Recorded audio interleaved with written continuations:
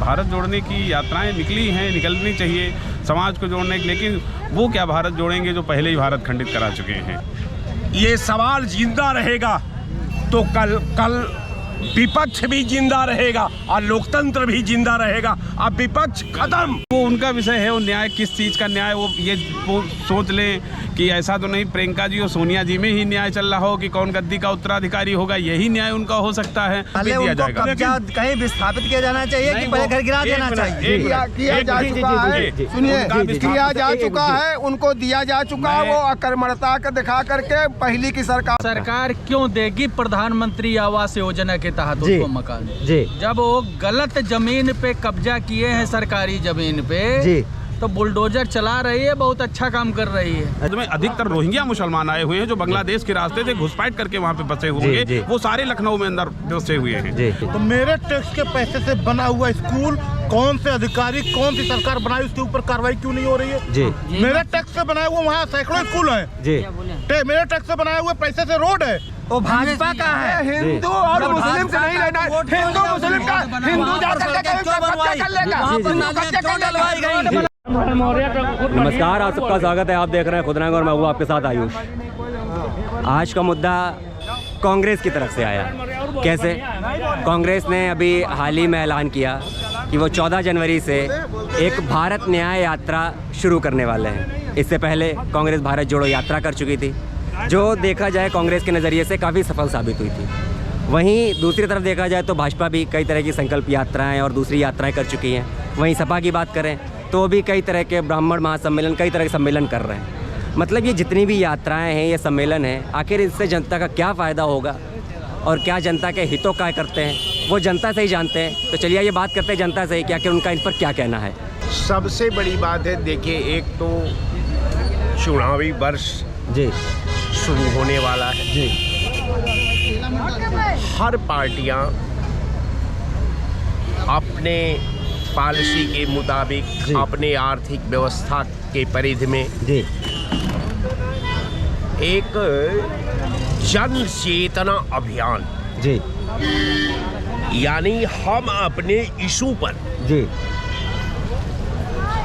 हम अपने टारगेट पर, हम अपने पॉलिसी पर, हम मतदाताओं को अपनी पॉलिसी के बारे में बताने का प्रयास करेंगे।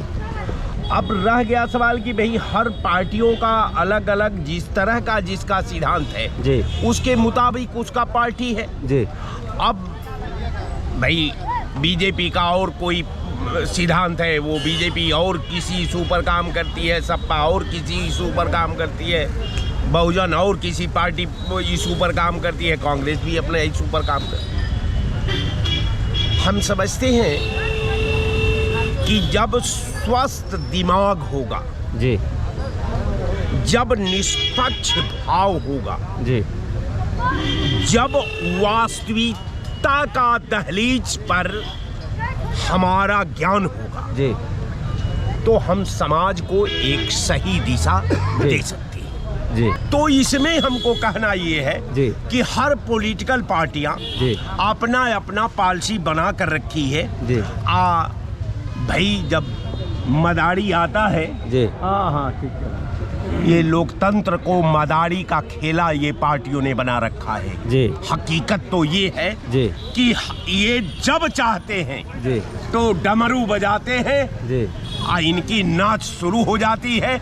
हम अफीम का नशा पी करके जो हमारे दिमाग में रहता है उसी का गाना शुरू कर देते हैं, मोहले चल मोहले चल मोहले चल। इसलिए कि एकरा बाद न कुछ है, न इसके पहले कुछ है। तो कहने का मेरा मतलब ये साहब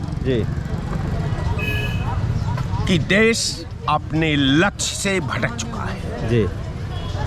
देश का सारा सिस्टम अयोग्य लोगों के हवाले हो चुका है।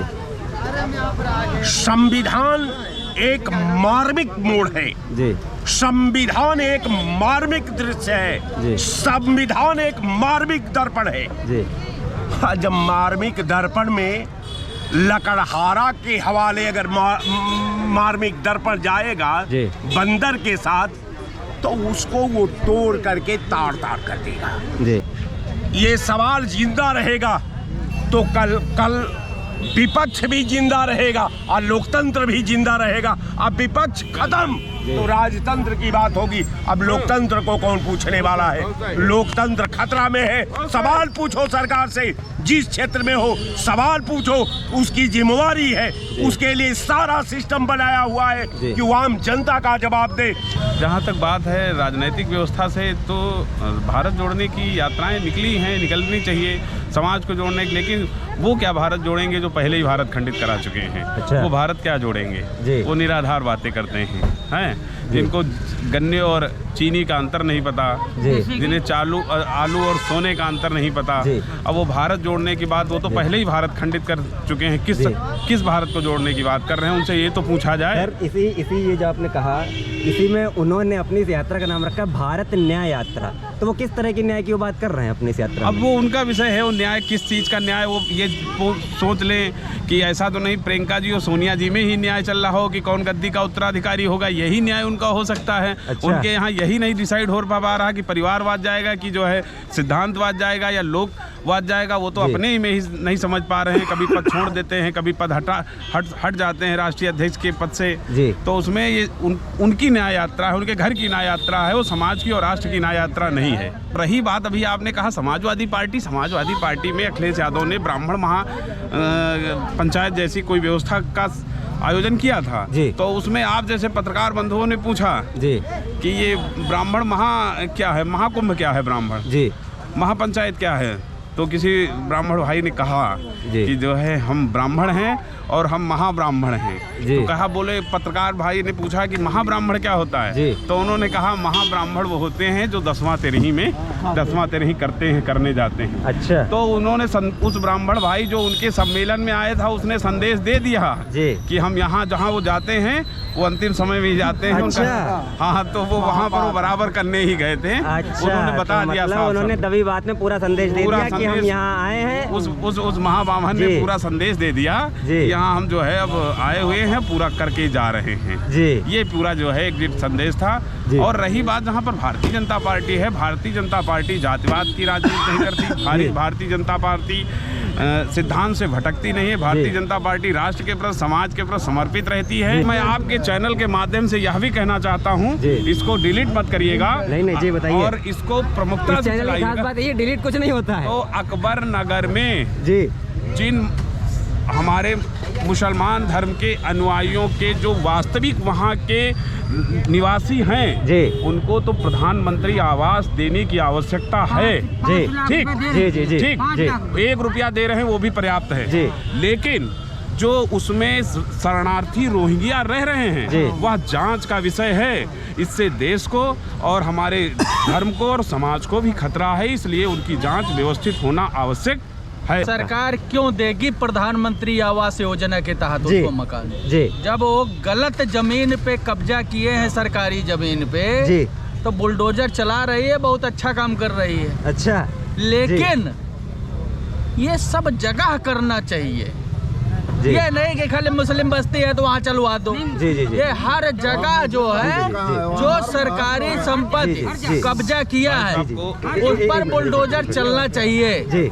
इसमें जो है पूरा देश सहयोग भी करेगा भारतीय जनता पार्टी की। लेकिन भारतीय जनता पार्टी कुछ दूसरे हिसाब से काम करती है। हिंदू का वोट चाहिए इनको हिंदू का वोट चाहिए, लेकिन हिंदू के लिए नौकरी नहीं चाहिए। ठीक है, हिंदू का समर्थन चाहिए, लेकिन हिंदू के लिए नौकरी नहीं चाहिए। जिसमें अधिकतर रोहिंग्या मुसलमान आए हुए हैं जो बांग्लादेश के रास्ते से घुसपैठ करके वहाँ पे बसे हुए हैं। वो सारे लखनऊ में अंदर बसे हुए हैं। उसमें तो सर ऐसा ही लगता है गेहूं के साथ घुन भी पिस रहा है उसमें। एक मिनट मुझे कंप्लीट करने दो इस बात को। उसमें नजर डालने की जरूरत है कि जिस क्षेत्र में जिस सरकारी जमीन पर कब्जा होता है, उनके अधिकारियों पर भी वही कार्रवाई होनी चाहिए। उनके अधिकारियों पर भी, उनके शासनकाल में ये इस क्षेत्र का अगर एसडीएम जो है उसके कार्य में अगर अवैध अतिक्रमण हो रहा है तो उसको भी चिन्हित किया जाना चाहिए। उसमें जनता अकेली नहीं पिसनी चाहिए। वही कह रहे सर, जैसे आपने कहा कि जांच का विषय है, लेकिन इसमें जो एक मिनट जांच का विषय है और इसमें यहाँ की भी जो जनता है जो मूल यहीं की निवासी है, लेकिन वो भी तो इसमें पिस रही। कह रहे हैं हम सारे एक तरह से पूरी बस्ती खाली कर देंगे। क्या उनके लिए व्यवस्था नहीं करनी चाहिए थी?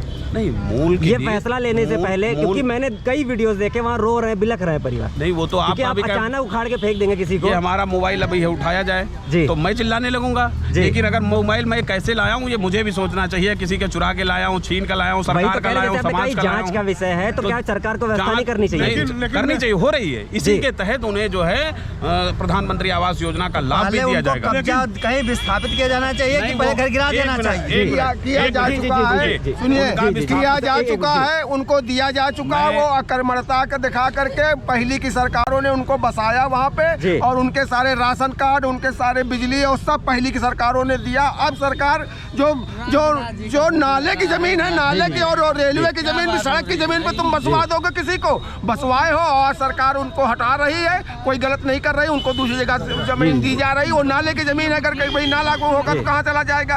अब आप जहाँ पे आए तहाँ बना कर लेंगे। आप आज हजरतगंज जमीन पड़ी, हजरतगंज में आप बना लेंगे, वहाँ हटाया नहीं जाएगा। तो आप अवैध कब्जा किए थे, अवैध कब्जा ही हटाया जा रहा, और कुछ नहीं हटाया जा रहा, वो हटाया जाएगा। अकबर नगर में अगर अवैध है तो मेरे टैक्स के पैसे से बना हुआ स्कूल कौन से अधिकारी, कौन सी सरकार बनाई, उसके ऊपर कार्रवाई क्यों नहीं हो रही है? मेरे टैक्स से बनाए हुए वहाँ सैकड़ों स्कूल हैं। मेरे टैक्स से बनाए हुए पैसे से रोड है, क्यों बनाया गया वहाँ? जिस सरकार, जिस अधिकारी ने बनाया उसको फांसी की सजा दी जाए, क्योंकि मेरे टैक्स से पैसे क्यों दुरुपयोग किया गया? अगर वो अवैध है, अवैध बता रहे, मंदिर है, मस्जिद है, स्कूल है। वहाँ का सभासद कौन है? हिंदू है, वो भाजपा का है। हिंदू और मुस्लिम से नहीं लेना, हिंदू मुस्लिम का, हिंदू जाकर कर लेगा। उसने क्यों नहीं कंप्लेंट करी उस सभासद ने? मुसलमान हो जो 6 साल से 7 साल से सरकार है, 6-7 साल में उनको विस्थापित नहीं कर पाई। पहले उनको मकान दिया जाना चाहिए। 7 साल में नहीं विवाद कर पाए, 7 साल में तुम कब्जा करवा दिया, तो अब बता रहे हमसे तुम लाला बुला के रोहड़िया के यहाँ बसाना चाहते हो, यहाँ दूसरा देश बनाना चाहते हो। अकबर नगर अवैध है, इनका खाना रेलवे लाइन किनारे चले जाओ, कितने अवैध कब्जे हैं, कितने अवैध कब्जे हैं, किसी ने आवाज उठाई, हाथ से आ गए। अकबर नगर अवैध है, तथा कथित अकबर नगर अवैध है। और जो सहारा का सहारा शहर बसा हुआ गोमती नगर में ग्रीन बेल्ट की जगह पर LDA के, वो गवर्नमेंट ने उनको वो दे दिया, लीज पर दे दिया। क्यों दे दिया भैया? जब ग्रीन बेल्ट है तो लीज पर क्यों दे दी गई है उनको? उनका मकान क्यों नहीं ध्वस्त कर देते?